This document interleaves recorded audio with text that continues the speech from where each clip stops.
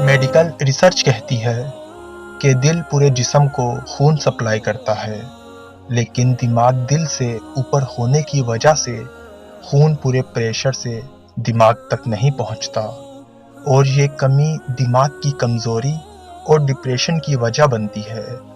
اگر انسان روز ایک بار بھی ایسی حرکت میں آئے کہ اس کا دماغ اس کے دل سے نیچے ہو، جیسے مسلمان سجدہ کرتا ہے، تو خون صحیح طرح دماغ تک پہنچتا ہے اور اسے طاقتور اور تر و تازہ رکھتا ہے۔